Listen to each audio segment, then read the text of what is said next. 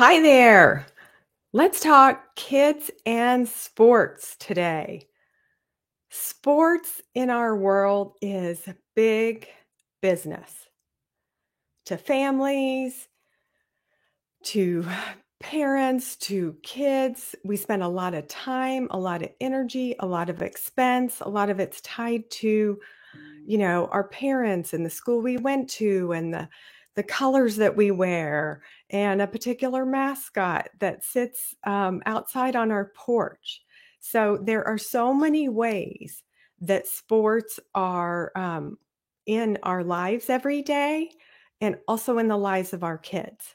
But what I want to talk about today is that term sporty because it has been showing up in my help with families and kids kind of on a regular basis. And so I'm thinking, okay, I need to bring this up. We need to talk about this because the label of a child as sporty or not sporty and has to deal with their athleticism, their coordination, their physical attributes. And a lot of times, kids who are maybe not displaying at young ages the typical physical attributes that we as parents and as people who are spectators of sports think are what a child should have who's going to be a soccer player or a basketball player or a baseball player. That a lot of times these kids who don't have or are termed or labeled not sporty by their parents or by a teacher or a PE teacher or a coach, um, it can really give them a message that inhibits them, and I think it's really inaccurate. And so today we are going to talk about sports and kids, and I really want to give you parents just open your minds, just give you a broader perspective on sports, and then also give you some actions that you can take in your household today that can have huge benefits for your kids. And I always want kids and families, kids to learn at a young age to be doing things to put in place for their health, their well-being, their vitality, their vibrancy that will be throughout their lifetimes. And so it starts young, and it starts with a message that kids often get from their parents or from the outside world. And again, a lot of time it is inaccurate that a child can be labeled not sporty or no, that's not really my thing, when we can find them a thing. They absolutely can be sporty. Okay. So in fact, I just had a mom who I haven't seen her son in several years, but she called me because she said, "You were always the one who was his biggest fan, even more so than she was." And again, it's because my lens is different. I see kids and people, all humans, through my occupational therapy background, which is understanding the body and how it works. And then also, my faith background as a child of God and how God created humans to be, the uniqueness of us. Like nobody's the same. Our makeup, all of our abilities, our tendencies, our personality, our temperament, the physical makeup of our muscles and bones and how tall we are, all of this is uniquely chosen by God. And so I want to be honoring of that. I want to work within God's parameters for a child and help them find their thing, be sporty for their unique makeup. So that's what we're going to talk about today. I'm so excited. And yes, if you have any comments, you are welcome to post them. And I would love to see those. Okay. So sporty or not sporty? I'm all about sporty and think all kids are. I'm going to just give you several things, parents, for you to think about. And the first thing is to recognize and release your own agenda. Okay? So parents, we know this, but a lot of times we don't really know this. Like your child is not you. Your child is not an extension of you. Your child is not the you that missed the shot in the 6th grade basketball game that was going to win it all. And so your child isn't the redo time. Your child is a separate little complex being that has their own unique opinions, makeup, and it might not be whatever particular sport, mom or dad, that you really were into that was your thing. Usually, not every single child that you have is going to be into that particular thing. You might get one, but then again, you might get all different. They might not at all care two hoots about hockey, and that was your thing. And so, again, when we recognize like, oh yes, this is me bringing a lot of my stuff from when I was growing up, then we can just release it and say, okay, this is normal. It's normal for parents to always bring all the baggage from our childhood into our parenting. But just when we recognize it, we can say, yeah, this is not my turn. I've already had my turn. And I know this can be a hard pill to swallow, and I can totally relate. So I have been a lifelong runner and ran track, ran cross country, and have, done all kinds of races, marathoner, Pikes Peak, marathon race, like that's my thing. And so I had to let go of it. My daughter does run track. My son tried track. Nobody ran cross country, but it wasn't about me. It's about them. And so again, I just needed to step back and say, okay, I had my time. Yes, I love to run. It helps me mentally. I love the fact that all I need is a pair of shoes, and no matter where I am in the world, I can get out the door and get moving and feel better and move my body. But that isn't maybe the choice that my kids are going to make. So how can I support them in the uniqueness of them is what I want you to do and what I had to do. The other thing that I want to tell you that is super important is to model sports, activity, athleticism, moving our bodies. Your kids need to see that you do this. And a lot of times I'll have moms who are like, well, I just don't have time. There's nothing in my day, and even if I did find time to do jumping jacks and sit-ups and a few push-ups out on the driveway, like it's not going to affect my 35-year-old body. Okay. I understand that we all want to look good. That's not the goal. It's modeling this so your child sees it, so they know to do it. And we have to have the mindset of being fit. You don't have to invest any time at 35 for your cardio system and your health and your movements and your muscles and your joints, but you'll pay on the back end. So you might have arthritis or you might have health problems that will take the time.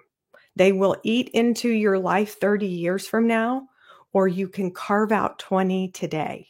And it's so much better if you find 20 minutes today, because it allows your kids to see this being done in real time. And young kids, they like to see it. They have to see it, touch it, feel it. And for me, as I was growing up, my dad was a good example of this. He modeled physical fitness. He went to the track. He loaded up 3 kids and took us to the track and my bikes or whatever we wanted. It was what he did to take care of his health. And my mom walked, and, healthy diet was important. So all of that is so important for the whole scheme of sports and our health and well-being throughout our whole lives. But kids have to see it modeled. Even, if it's a yoga move for 5 minutes, if it's running around the block, if it's just a walk, that maybe your child joins you for one block and then they go back home. They help them to see you modeling exercise, sports, fitness. And I'm often asked, how do I talk about that?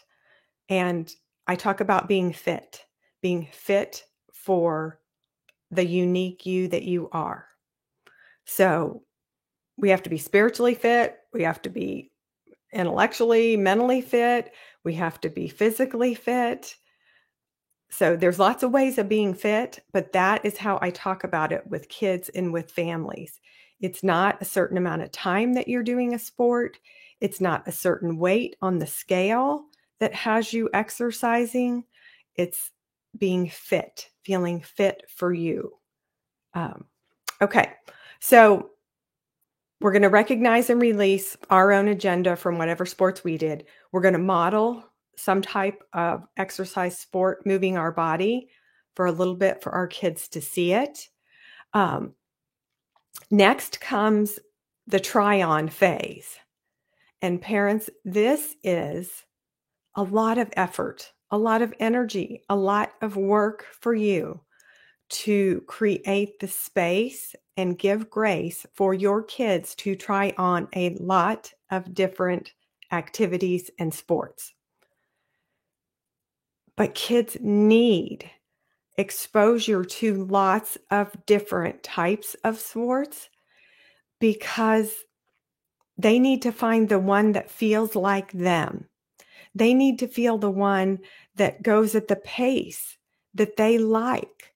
Maybe it's not, really fast movement back and forth all the time, like basketball is, or I can't even think, like the tennis ball moving back and forth. Maybe they would rather have a slower paced sport like golf. So in the young ages of kind of, 6, 7, 8-ish, just know that your kids will want to try on lots of different things. Let them, set them up for that, expose them to it, be intentional about making space for trying lots of different things.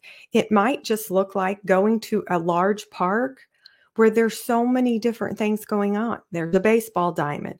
Oh, and there's a flag football game going on. And there's a few people running around the track. And there's somebody who's jumping in the long jump pit.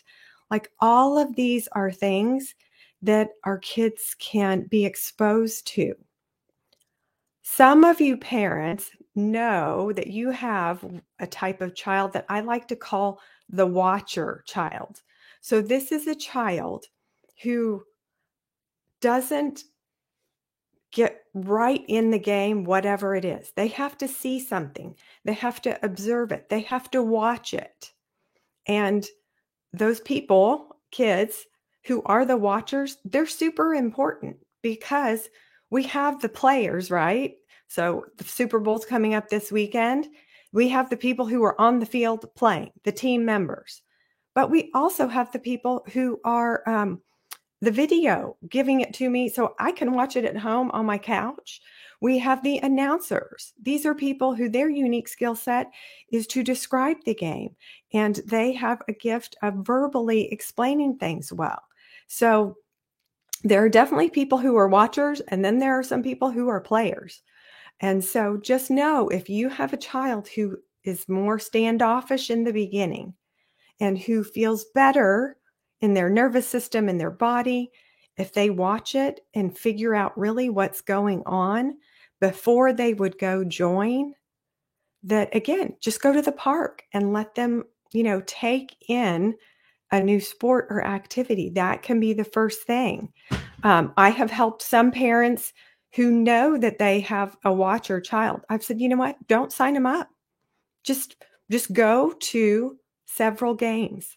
This is the first season. They're young. You don't have to commit to every practice. Just take them, maybe there's an older cousin or something, a couple years older. They could go to all of their games and just feel like they're a little bit a part of it, but they're watching. And then that following season maybe is when they're going to feel comfortable enough to actually get out and get on the field and kick the ball or do whatever. So again, I'm always encouraging parents to just think about it a little bit before so you can set your child up to have a good experience. I don't want a child who's a watcher child to be just thrown right in to tackle football. They probably won't like it. So again, I want to, from the very beginning, be thoughtful about who is my unique child, what are their kind of natural tendencies, natural abilities, their sensory system, what are they sensitive to? On Instagram in my link tree, my sensory profile quiz is still there. You can take it for free. Go take it for yourself and for your kids to see where your kids have sensitivities in their senses. So a child who's sensitive to touch, they might not want to wrestle like their dad did, because that means somebody's going to be all over them and touching them all the time and throwing them to the ground. So do you see how our sensory system, our nervous system, how our body registers safety and being A-okay, how important that's going to be in helping your child find a sport that they can be successful at, that they can be sporty at, that can be their thing. Okay? So yes, your unique child. Okay, so I'm just thinking about this with my own kids. And so my son, Will, he's a freshman in college now, but in 5th grade, he started a new school and they had a water polo team. And so he was like, yes, I'm going to play water polo. And so he did. He did have fun, but this is a child who's very lean. And so he did not have 1 single ounce of fat on him anywhere to help him float. And so, treading water for long periods of time was a lot more difficult for him than another child who wasn't as lean and could have a little bit more buoyancy in the water during a water polo game. So again, not, I wasn't discouraging Will from playing. We played. I wanted him to experience it. I wanted him to figure out, like, man, that was so hard to stay above the water. And I remember one time he had a really hard practice. He goes, Mom, I never believed I could be that tired in water. And he's like, I almost threw up when I got out of the water. Like, he was working so hard.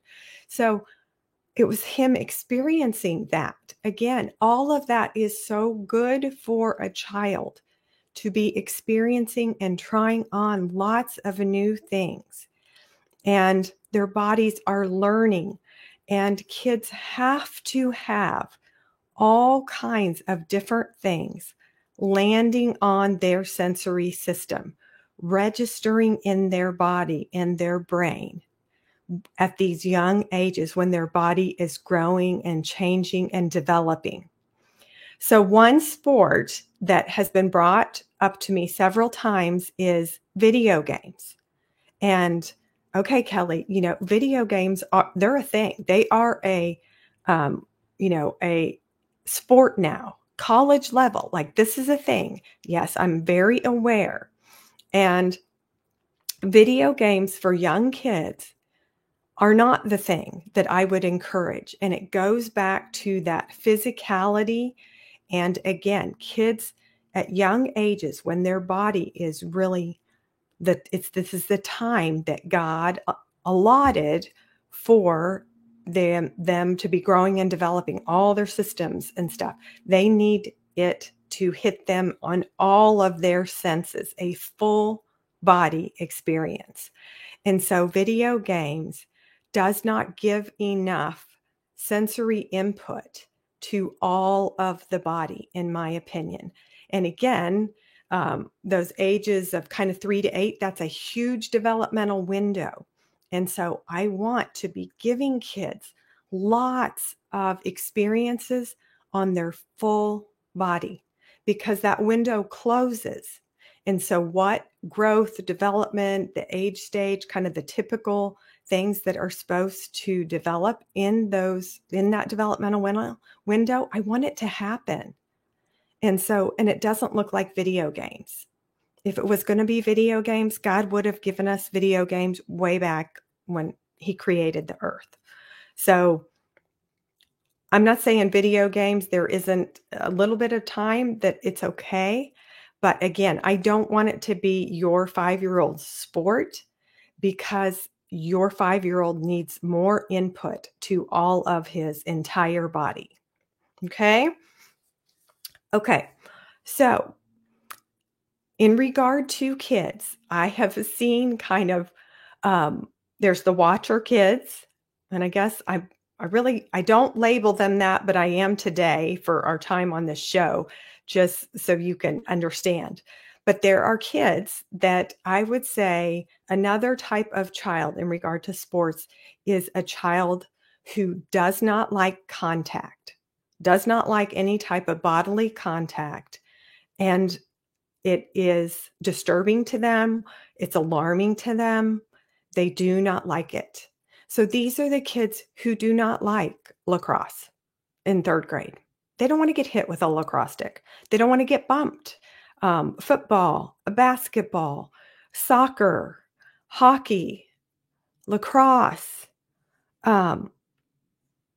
Again, just because your child doesn't want to be shoved, bumped, kicked, run into, hit with a lacrosse stick, it does not mean that they are not sporty. It just means we need to find a sport that does not have body contact to them because they don't like it. Perfectly fine. That is perfectly okay. They are sporty, but they don't like the contact sport. So once we figure that out, and we figured that out because you're going to give your kids lots of exposure to try on lots of different things to see what they like or don't like. But there are many sports that are no contact.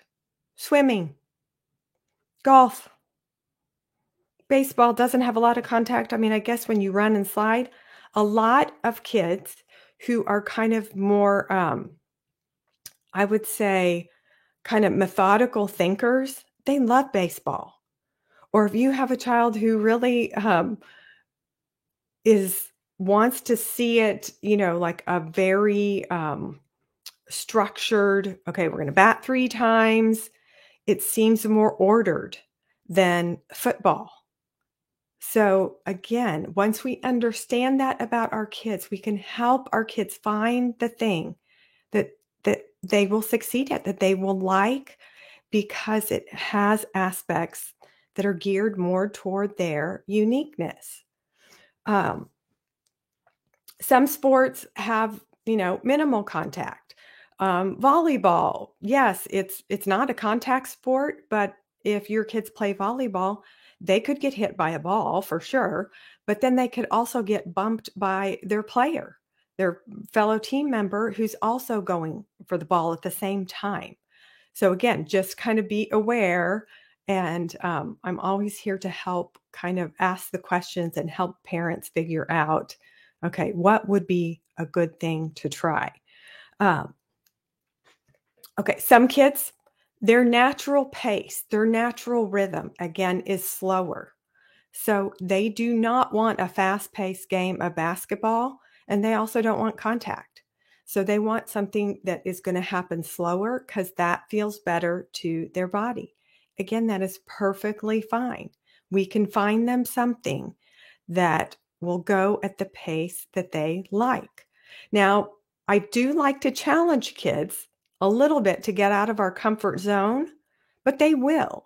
At a sport that has their pace, usually there's times when it's a little bit faster, a little bit slower, and there's enough change there that's okay.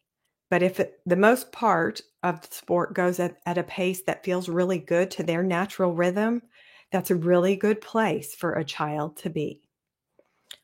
Okay. What activity does your child enjoy that could or is already a sport? So a lot of times I can help parents just, again, expand your perspective on what could be a sport. So if your child likes to skateboard, That's a sport, extreme sport. What do they like to do just with your family for entertainment, for leisure, for recreation? Snow skiing is an activity that you can do for recreation and pleasure, but it's also a sport. So, again, some of these activities that your kids do can be a sport for them. Fishing, you can compete in fishing tournaments. Hunting, I dated a guy in college and he was um, a shooter guy, went around the country and was well known for his ability with a rifle. So, again, so many different things could be um, a sport, but some parents could think, no, that's just an activity. And I would challenge you to look into it further because a lot of the things that we could call a leisure activity are sports. They are competitive sports if we looked into it. And if this is the thing for your kid, then this could be a good path for you to help them on. Um, okay. Yes. Rock climbing, mountain biking, dirt bike racing, um, dancing is absolutely a sport. Ballet, I mean, girls who dance, boys who dance, these are athletes, very well conditioned athletes. So dancing is a sport. Horseback riding is a sport. It's a sport that involves not only having control of you and your faculties, you have to try to control the emotions and the faculties of an animal at the same time. Very challenging. So again, I think sometimes parents are like, yeah, that's not really a sport. No, that's a sport. So it's redefining. When we redefine what that term sport means, it opens up a field and allows for us to really help our kids find the place where they are supposed to be. Okay. So, yes, I mentioned rock climbing and hiking, surfing, hunting, fishing. All of these things are absolutely sports. Um, Team sports, so organized team sports, I love for many different reasons, aside from just the physical bodily elements of a sport. So, a sport that has community, that you're a team, that you have to understand and be compassionate and deal with the frustrations of having somebody on your team who doesn't have the exact skill set you do. And, you get mad when they don't make a goal or they don't run fast enough or why didn't they block that shot? So great for every child to experiencing being a part of a team and having to navigate the ups and downs and all of that and the emotions that come with it and the how do I deal with it? How do I, talk to the opponents that we lost and I really wanted to win and that one kid, do I have to shake his hand? Like all of this is such good skill building. This is exactly what it is. And so parents, this about me. So I'm all about the skill set and the body set, which is different, I feel, than a lot of other parenting professionals who are about mindset. But the skill set is something that I'm highly trained in. And these are skills. These are skills that your child needs. And these are skills that we build upon. So the framework that your child gets when they are playing soccer at 4 years and just learning how to start to navigate being a part of a team and having to listen to a different adult or authority figure as their coach, or again, having to navigate losing when you really wanted to win. These are all baby steps, little skills that every child needs to learn and grow. And then those skills, we build upon them for when, they're older. How do they navigate sports and winning and losing? It looks different when they're 16 than when they're 6. But at 6, we're just laying those little bitty layers, little bitty skills that they're getting at these young ages. And then we go forward from there. Okay, so the physical elements, of course, I'm going to touch on. And again, body set is a huge thing for me. I'm very body-based focused with kids and families and dealing with behaviors and challenges that we have with our kids because our bodies tell us so much. And our bodies, we need our bodies. If we didn't have our bodies, we wouldn't be here. We have our minds, but we couldn't see each other. So that strength, coordination, endurance, stamina, eye-hand coordination, all of these things are physical components that we have to have. The way our muscles are made up on our body. Do we have longer legs? Are we made for running? Are we shorter, but our thigh muscles are thicker and we're more of a sprinter than a long distance runner? Again, this is all speaks to God's abundance and how he made us all so different and how fun it is. And so in your family, if you have multiple kids, I tell parents, you're going to have different combinations of things. So you have an older brother and you have younger brother who is trying to be exactly like older. Sometimes the younger one has their own unique contribution to a particular sport. They might not be the lineman on the team. They're going to be the wide receiver around the end because the way that their body is made up and their physical attributes, they're going to be the one who's going to run fast and skirt around the defensive football guys. So again, it's okay to speak with your kids about this and to compliment and to affirm the things that you see in them.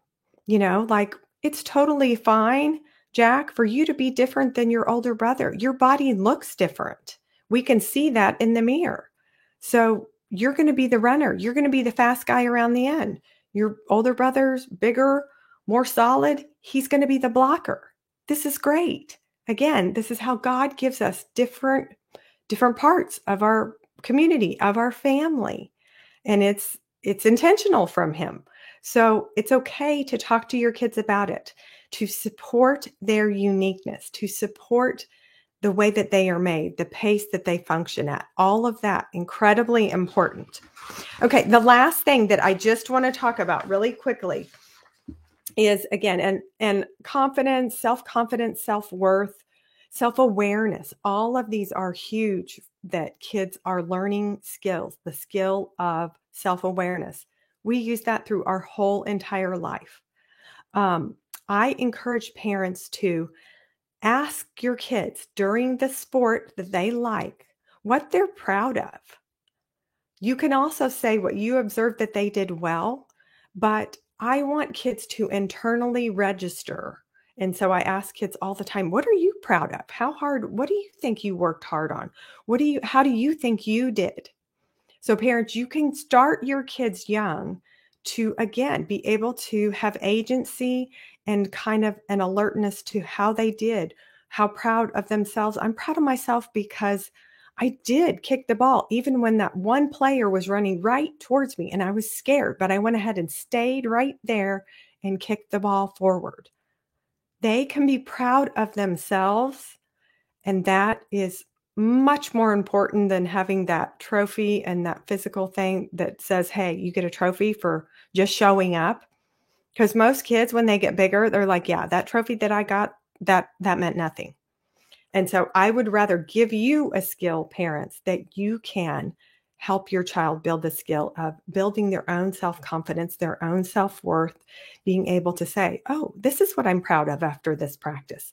This is what I did well after this game. This is what I could have improved on. So again, we're just planting the little seeds here. We're just getting started with young kids, but it is so incredibly valuable. Okay, I want to leave you with one thing, and that is, again, just that, in my opinion, every single child is sporty.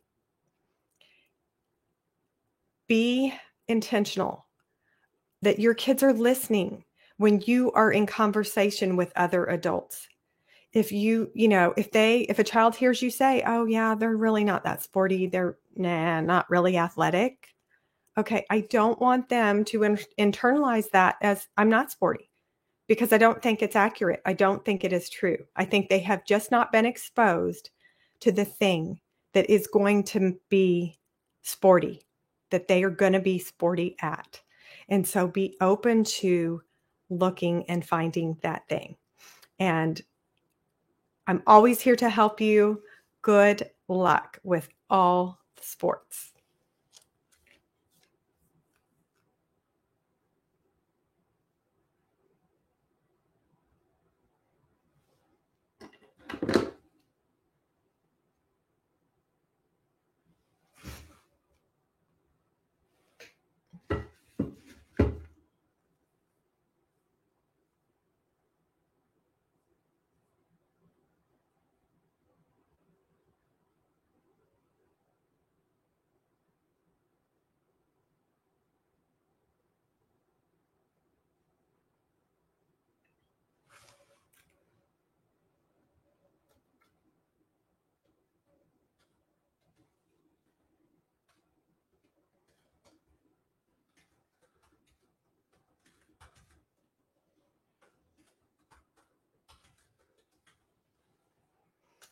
Okay, I just had a comment about an extreme watcher. So, a parent who has a 9-year-old who is wanting to do gymnastics, um, but she's an extreme watcher.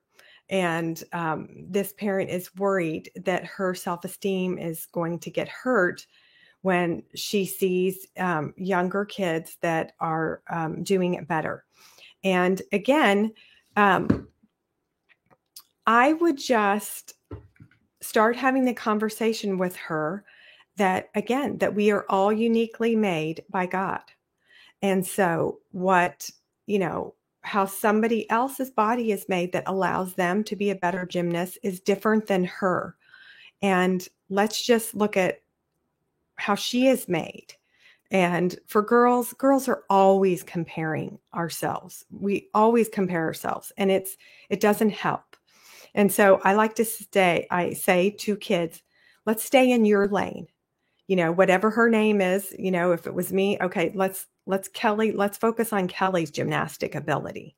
And then we don't know about those other kids, how long they've been doing it.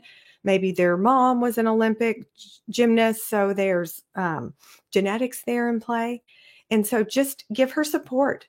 Just say, let's just focus on you. Let's just stay in your lane, do the best you can do for you, and encourage her that way. Okay? Good luck.